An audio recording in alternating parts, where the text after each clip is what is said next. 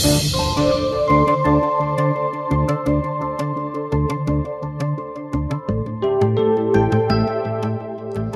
Frans Cronje, the chairman of the Social Research Foundation, joins us live, streaming through BizNews Radio and, of course, on BizNews TV.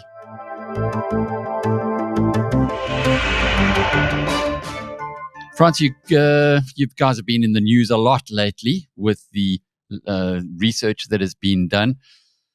I understand that there's been some confusion. I guess it's not always that easy for reporters to get it right when you've got so much research that you have to analyze.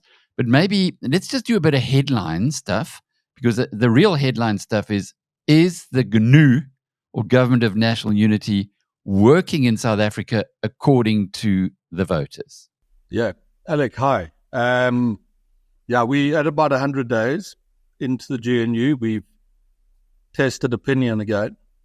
And what I can do piece by piece, and then you stop me where you need to. I'll take you through. If I'm not looking at you, it's because up here I've got the screen with a lot of the charts up. I'll take you through what we see.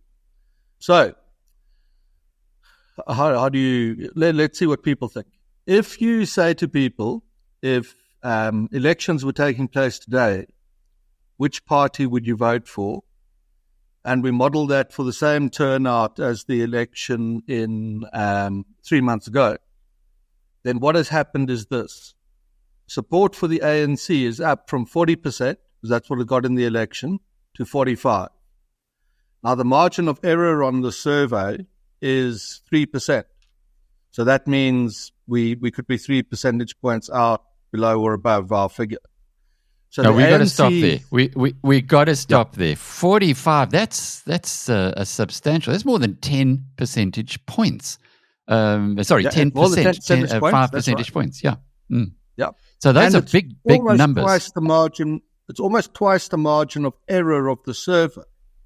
What is it telling you? Our sense is on current trends. This time next year, the ANC is back above 50%. On current trends. We'll talk about that too, whether these will hold. It's on its way back to above 50%. How's that? And in the recent, again, I've got to stop you and just elaborate a little bit, because in the recent chat with Helen Ziller, she said, can't remember if it was off or on air, but everything's public with her. She said that the biggest danger for the minority party in a coalition, or the smaller party, is that they get wiped out next time round, or they lose a lot of ground. And from what you're telling me now, it seems like this is a real danger for the DA. No. Look at what's happening. The DA is up from 21 point whatever it had to 24. So it's also up 10 percentage points. Although the two, it's up 10%. It's up 2 percentage points, which is 66% of the margin of error. So it's not as definitive as what we're seeing in the ANC, but it's also up.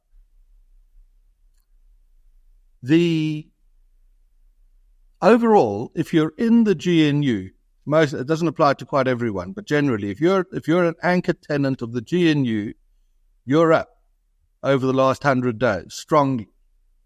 The EFF, outside the GNU, is down from, it had 9.5. It's down to 6. Whoa. But isn't that 30% of its support gone? Isn't that also because of Floyd's departure and the VBS scandal and so on? Maybe Floyd's departure is because of the dissent. Chicken and egg. However, the action is the GNA partners. They are doing well. MK is down from 14.6 to 12.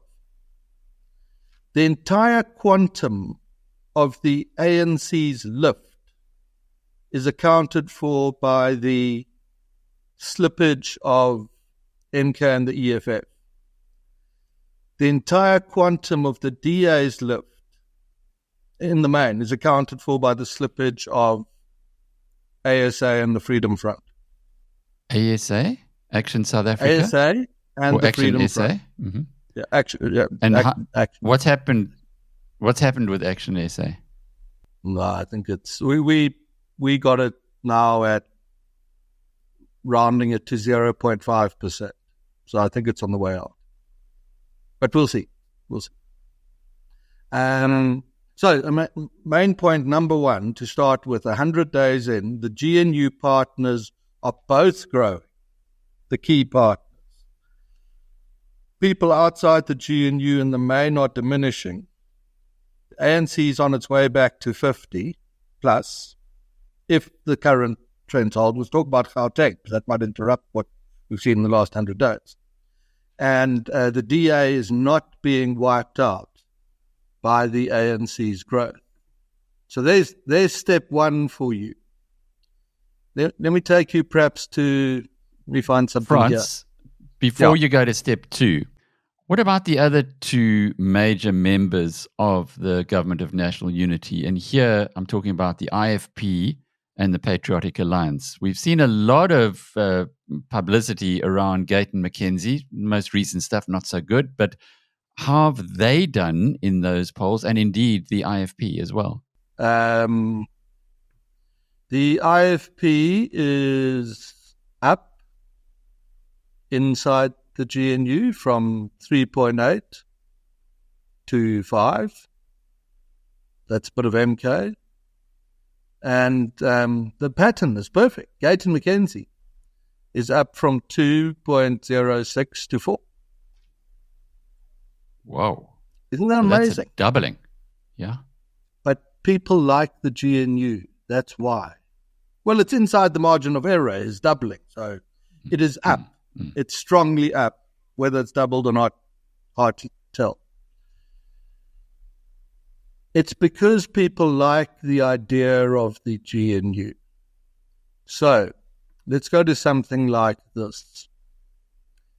So you ask about the African National Congress.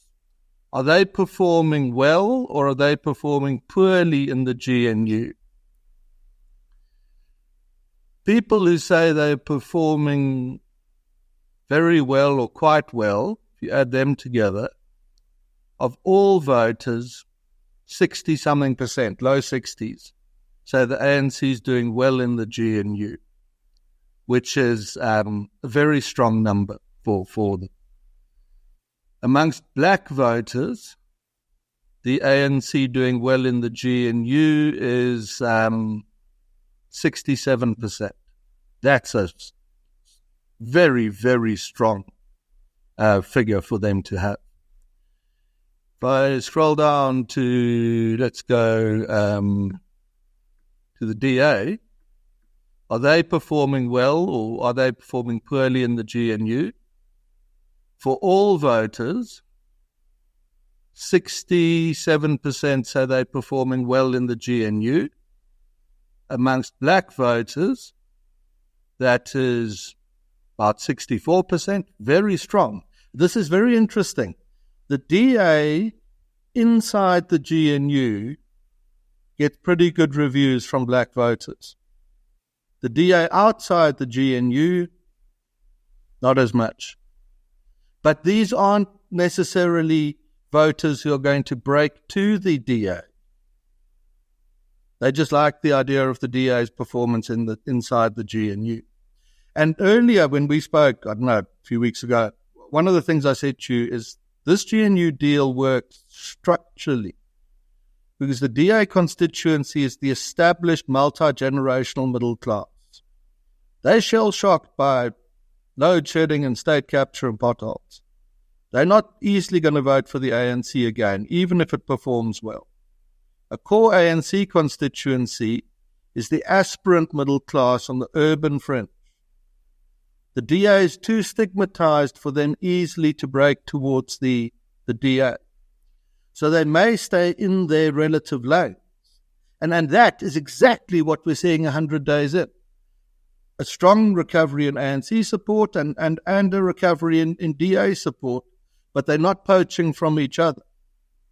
And you might think that if you were the leader of either and you had a sort of global statesman-like sense of what's in the best interest of the country, you might think, this is pretty good because we're not competitors. The DA competes with the Freedom Front and ASA.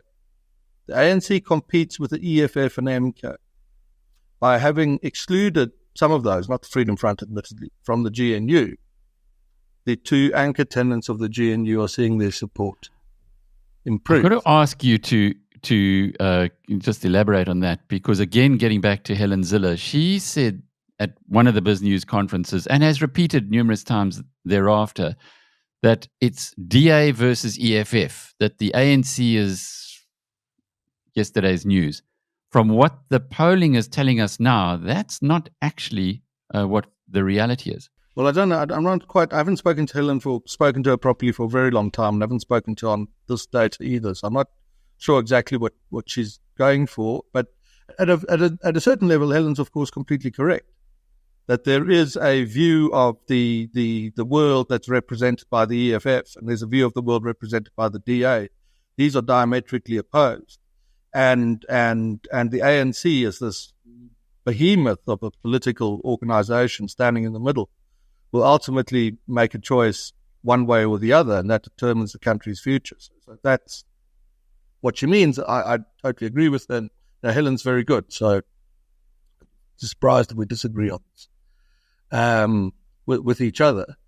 But yeah, so there, point one, parties are lifting. Point two, they're lifting because the GNU is very popular.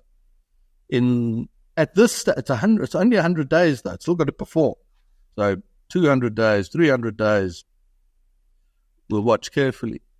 But that's that's a start. Let me show you something else. Gauteng. Let's go to Gauteng, Frans, because that is an area where we would have hoped that the GNU would have trickled down at least, and it hasn't. Yes. Will you give me a minute? I want to show you something. It's very interesting. Okay. So you say it to voters now at 100 days. It was the right thing. Because it goes to the point you just made about Helena's comments on the EFF. It was the right thing for the ANC to join the GNU. It had to keep the EFF and MK out of power, and whatever compromises it made to do so were worth it. Or alternatively, it was a mistake for the ANC to do the GNU. The first statements, the ANC was right to persecute, isolate, banish the EFF and MK.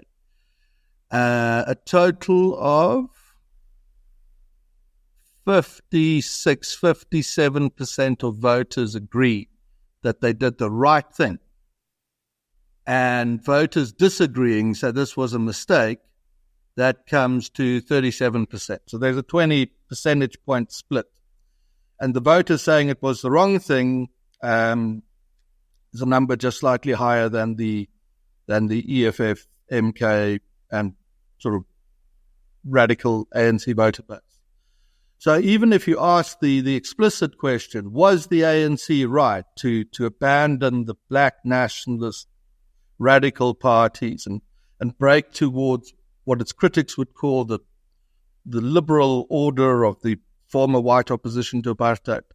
Public support is firmly behind the decision that the ANC took at this time. So there's another thing for you. But, and I don't, if we cut the show at this time, people will say, tremendous, the country's away. But I think almost the most important thing we asked is on the Progressive Caucus. I thought this was the most important insight we developed. You'll remember when MK and the EFF were banished into the backbenches of Parliament and told they'll never govern the country, they formed what they called the Progressive Caucus. And so we asked voters, we said after the GNU was formed, parties on the radical left, and the question gets a bit involved, the EFF and MK formed what they called the Progressive Caucus, with its policies of radical economic transformation and expropriation, nationalization, all of that. Which of the following best describes your position on the Progressive Caucus? And the first option you had is you could say, the Progressive Caucus has my full support. It's necessary for transformation. The ANC is sold out. 100 days into the GNU, 28% of voters said that was their view on the Progressive Caucus. You could also have said that I absolutely oppose the Progressive Caucus. Its policies are dangerous. It's led by the corrupt. It's a toxic thing. We should avoid it at all costs. 46% of voters said that is how they felt. So that's a big split. That's 16-point split above the pro. So that's very strong. But in the middle, there was a quarter of voters, exactly 25.2%, who said, I'm open to supporting the Progressive Caucus and what it stands for.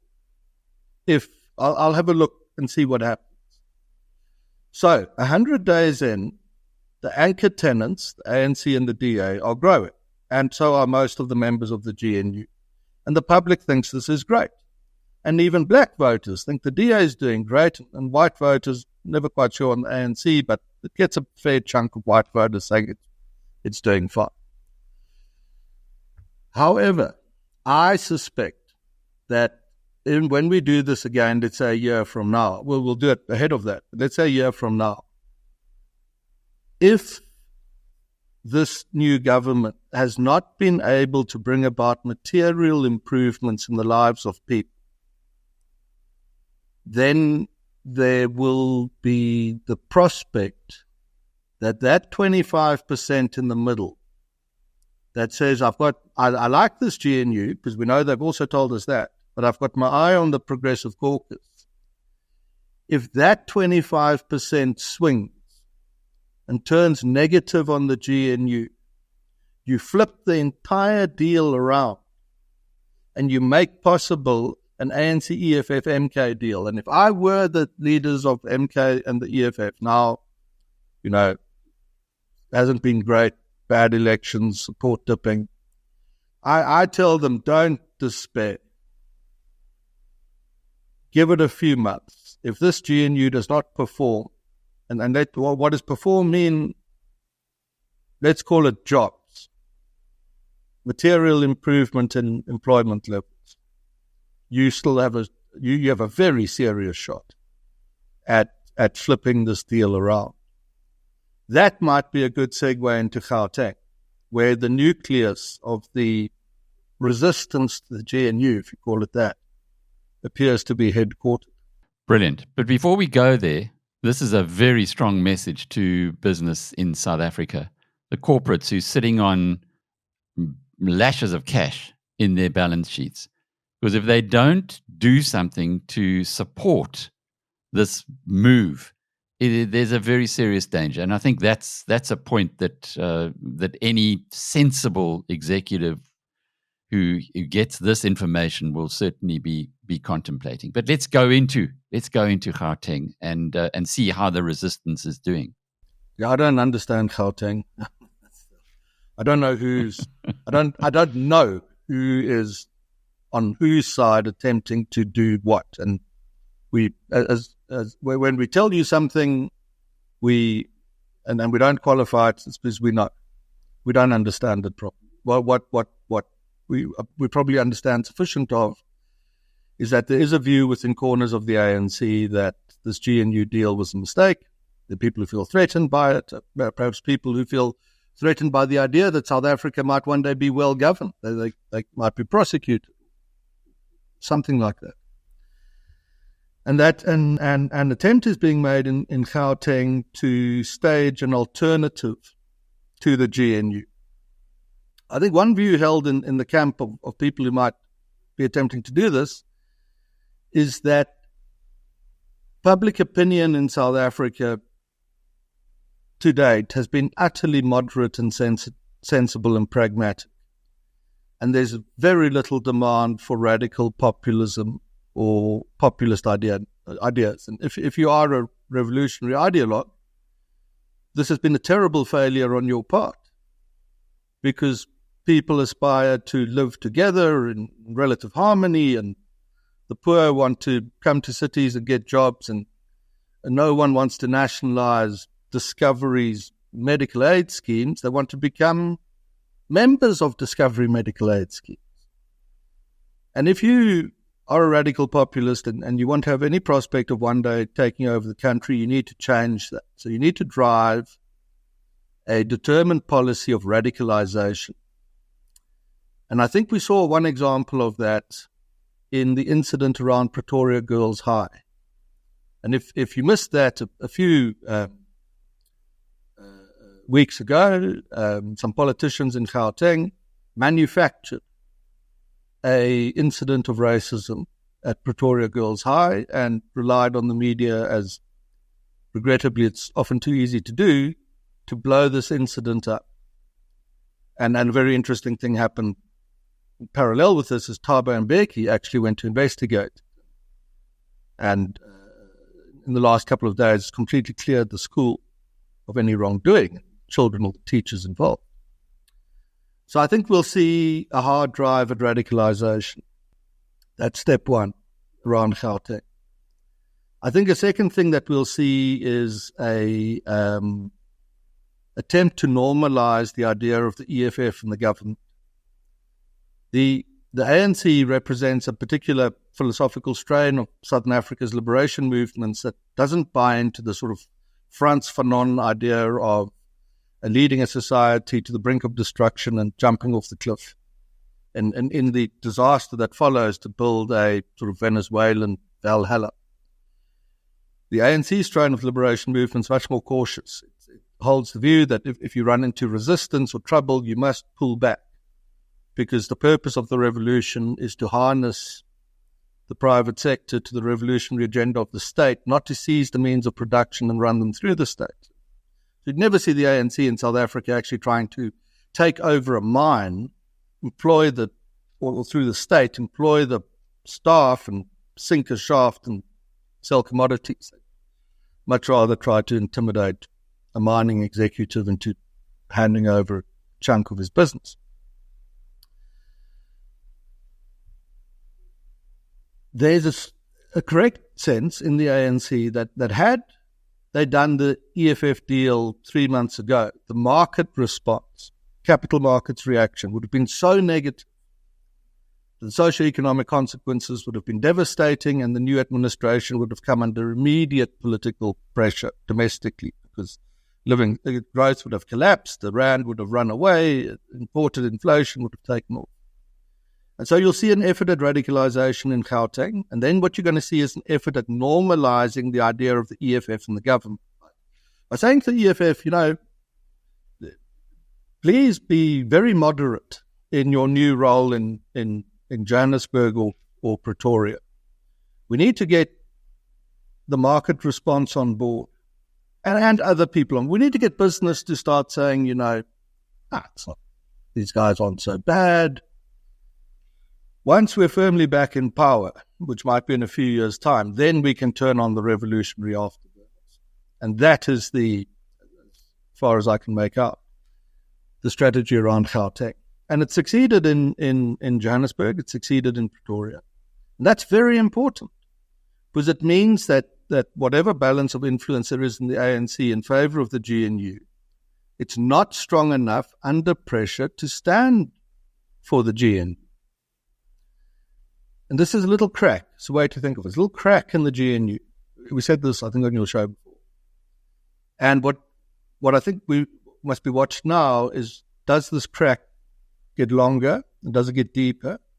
And does it run to December of 2027? Because in that month, the ANC picks a new leader.